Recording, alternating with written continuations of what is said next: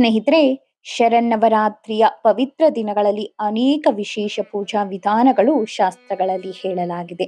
ಅವುಗಳಲ್ಲಿ ಅತ್ಯಂತ ಪವಿತ್ರವಾದುದು ಕುಮಾರಿಕಾ ಪೂಜೆ. ಇದು ದೇವಿಯ ಆವಾಹನವನ್ನು ನೇರವಾಗಿ ದೇವಕನ್ಯೆಯ ರೂಪದಲ್ಲಿ ಮಾಡುವ ಮಹಾಪವಿತ್ರ ವಿಧಾನ. ಸಾಮಾನ್ಯವಾಗಿ ನಾವು ದೇವಿಯನ್ನು ಮೂರ್ತಿಯ ಸ್ವರೂಪದಲ್ಲಿ, ವಿಗ್ರಹ ಸ್ವರೂಪದಲ್ಲಿ ಪೂಜಿಸ್ತೇವೆ. ಆದರೆ ಇಲ್ಲಿ ಜೀವಂತ ಕುಮಾರಿಯರನ್ನೇ ದೇವಿಯ ಸ್ವರೂಪವೆಂದು ಭಾವಿಸಿ ಆರಾಧಿಸ್ತೇವೆ. ಕುಮಾರಿಕಾ ಪೂಜೆ ಎಂದರೆ 2 ವರ್ಷದಿಂದ 10 ವರ್ಷ ವಯಸ್ಸಿನ ಕನ್ಯೆಯನ್ನು ದೇವಿಯ ಅವತಾರವೆಂದು ಭಾವಿಸಿ ಪೂಜಿಸುವುದು.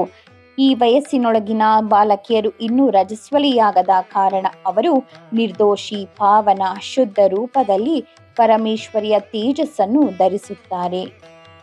ಶಾಸ್ತ್ರಗಳಲ್ಲಿ ಈ ರೀತಿ ಹೇಳಿದ್ದಾರೆ: ದ್ವಿವರ್ಷ ಕನ್ಯಾಮಾರಾಭ್ಯ ದಶವರ್ಷಾವಧಿ ಕ್ಷಮಾತ್ ಪೂಜೆಯೇತ್. ಅಂದರೆ 2 ವರ್ಷದಿಂದ 10 ವರ್ಷ ವಯಸ್ಸಿನ ಕನ್ಯೆಯವರೆಗೂ ಪ್ರತಿದಿನವೂ ಆವಾಹನ ಪೂಜೆಯನ್ನು ಮಾಡಬೇಕು. ವಯಸ್ಸಿನ ಪ್ರಕಾರ ಕುಮಾರಿಯರು ವಿಭಿನ್ನ ದೈವಿ ಶಕ್ತಿಗಳನ್ನು ಪ್ರತಿನಿಧಿಸುತ್ತಾರೆ. 2 ವರ್ಷದವಳು ಕುಮಾರಿ ಎಂದು, 3 ವರ್ಷದವಳು ತ್ರಿಮೂರ್ತಿನಿ, 4 ವರ್ಷದವಳು ಕಲ್ಯಾಣಿ, 5 ವರ್ಷದವಳು ರೋಹಿಣಿ ಎಂದು, 6 ವರ್ಷದವಳು ಕಾಳಿ, 7 ವರ್ಷದವಳು ಚಂಡಿಕಾ, 8 ವರ್ಷದವಳು ಶಾಂಭವಿ, 9 ವರ್ಷದವಳು ದುರ್ಗಾ, 10 ವರ್ಷದವಳು ಭದ್ರ. ಪ್ರತಿದಿನವೂ ಯಾವ ವಯಸ್ಸಿನ ಬಾಲಕಿಯನ್ನು ಆರಾಧಿಸುತ್ತೇವೆಯೋ ಆ ದಿನದ ದೈವಿ ಶಕ್ತಿಯ ಅನುಗ್ರಹ ನಮಗೆ ದೊರೆಯುತ್ತದೆ. ಮೊದಲು ಆ ಕುಮಾರಿಯನ್ನು ಆಮಂತ್ರಿಸಿ ಕೂರಿಸಬೇಕು. ದೇವಿಯ ಅವತಾರವೆಂದು ಭಾವಿಸಿ ಆವಾಹನೆ ಮಾಡಬೇಕು. ಬಳಿಕ ಸಾಂಪ್ರದಾಯಿಕವಾಗಿ ಅರಿಶಿಣ, ಕುಂಕುಮ, ಹೂವು, ಅಕ್ಷತೆ, ತಾಂಬೂಲ, ಹಣ್ಣು, ಸಿಹಿ ತಿಂಡಿಗಳನ್ನು ಕೊಡಬೇಕು. ಅವರಿಗೆ ಅಲಂಕಾರ ಮಾಡುವಂತೆ ಅಲಂಕಾರ ವಸ್ತುಗಳು, ಬಟ್ಟೆ, ಬಳೆಗಳು, ಜಡೆಬಿಲ್ಲೆ, ಹೂವು ಇತ್ಯಾದಿಯನ್ನು ಕೊಡಬಹುದು. ಅಂತಿಮವಾಗಿ ಭೋಜನ ನೀಡುವುದು ಅತ್ಯಂತ ಮುಖ್ಯ. ಯಾಕೆಂದರೆ ಏಕಾಂ ಕನ್ಯಾಂ ಭೋಜಯಿತ್ವ ಐಶ್ವರ್ಯಂ ಲಭತೆ ನರಹ ಎಂದು ಶಾಸ್ತ್ರಗಳು ಹೇಳುತ್ತವೆ. ಅಂದರೆ ಒಬ್ಬ ಕನ್ಯೆಗೆ ಊಟ ಮಾಡಿಸಿದರೂ ಐಶ್ವರ್ಯ ದೊರೆಯುತ್ತದೆ. ಕುಮಾರಿಕಾ ಪೂಜೆಯ ಫಲಗಳು ಅನಂತವಾಗಿದೆ. 2 ವರ್ಷದ ಕುಮಾರಿ ಪೂಜೆಯನ್ನು ಮಾಡಿದರೆ ಆಯುಷ್ಯ ವೃದ್ಧಿ. 3 ವರ್ಷದ ಕುಮಾರಿ ಪೂಜೆ ಅಪಮೃತ್ಯು ನಿವಾರಣೆ, ರೋಗ ನಿವಾರಣೆ ಮಾಡುತ್ತದೆ. 4 ವರ್ಷದ ಕುಮಾರಿ ಪೂಜೆ ಧನ, ಧಾನ್ಯ, ಆರೋಗ್ಯ ಮತ್ತು ಸಂತಾನ ವೃದ್ಧಿ. 5 ವರ್ಷದ ಕುಮಾರಿ ಪೂಜೆ ಆರೋಗ್ಯ, ಧನ ಮತ್ತು ಕೀರ್ತಿ. 6 ವರ್ಷದ ಕುಮಾರಿ ಪೂಜೆ ವಿದ್ಯಾಪ್ರಾಪ್ತಿ, ವಿಜಯ ಪ್ರಾಪ್ತಿ, ರಾಜ್ಯ ಪ್ರಾಪ್ತಿ. 7 ವರ್ಷದ ಕುಮಾರಿ ಪೂಜೆ ಯುದ್ಧದಲ್ಲಿ ಜಯ.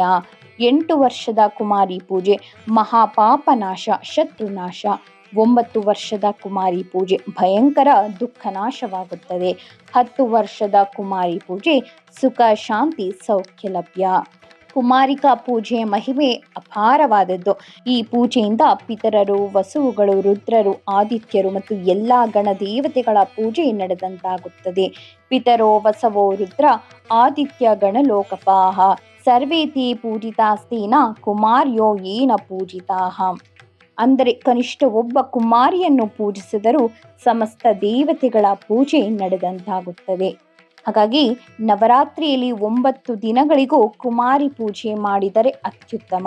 ಆದರೆ ಸಾಧ್ಯವಾಗದಿದ್ದರೆ ಕನಿಷ್ಠ 7, 5, 3, 2 ಅಥವಾ ಒಬ್ಬರಿಗಾದರೂ ನಾವು ಪೂಜೆ ಮಾಡಿದರೂ ಸಕಲ ಫಲ ದೊರೆಯುತ್ತದೆ. ಇದನ್ನೇ ತ್ರಿರಾತ್ರೋತ್ಸವ, ಪಂಚರಾತ್ರೋತ್ಸವ, ಸಪ್ತರಾತ್ರೋತ್ಸವ ಎಂದು ಕರೆಯಲಾಗಿದೆ. ಕುಮಾರಿಯರು ಶುದ್ಧ ಸತ್ಯದ ಪ್ರತಿರೂಪ. ದೇವಿಯ ಶಕ್ತಿ ಅವರಲ್ಲಿ ಪ್ರತಿಬಿಂಬಿಸುತ್ತದೆ. ಅವರ ಪಾದ ಸ್ಪರ್ಶವೇ ಪವಿತ್ರ, ಅವರ ಸಂತೋಷವೇ ದೇವಿಯ ಸಂತೋಷ. ಹೀಗಾಗಿ ಅವರಲ್ಲಿ ನಾವು ದೇವಿಯ ಸ್ವರೂಪವನ್ನು ಕಂಡು ಆರಾಧನೆ ಮಾಡಿದರೆ ಎಲ್ಲ ಬಾಧೆಗಳು, ದುಃಖಗಳು, ಶತ್ರುಗಳು ನಿವಾರಣೆಯಾಗುತ್ತವೆ. ಕುಮಾರಿಕಾ ಪೂಜೆಯ ಮೂಲಕ ನಮಗೆ ಒಂದು ಮಹತ್ತರ ಸಂದೇಶ ಏನು ಅಂದರೆ, ದೇವಿಯ ಶಕ್ತಿ ಎಲ್ಲರಲ್ಲಿಯೂ ನೆಲೆಸಿದ್ದಾಳೆ. ನಿರ್ದೋಷಿಯಾದ ಕನ್ಯೆಯ ರೂಪದಲ್ಲಿ ಆಕೆಯ ತೇಜಸ್ಸನ್ನು ನಾವು ಕಾಣಬಹುದು. ಆ ಶಕ್ತಿಯನ್ನು ಆರಾಧಿಸಿದರೆ ಭಕ್ತರಲ್ಲಿ ಆಯುಷ್ಯ, ಬಲ, ವಿದ್ಯೆ, ಸುಖ, ಐಶ್ವರ್ಯ ಇವೆಲ್ಲವೂ ವೃದ್ಧಿಸುತ್ತವೆ. ಆದ್ದರಿಂದ ಈ ನವರಾತ್ರಿಯಲ್ಲಿ ಸಾಧ್ಯವಾದ ಮಟ್ಟಿಗೆ ಕುಮಾರಿಯನ್ನು ಆಹ್ವಾನಿಸಿ ಪೂಜೆ, ಸಿಹಿ ತಿನಿಸು, ಭೋಜನ ನೀಡಿ ತೃಪ್ತಿಪಡಿಸಬೇಕು.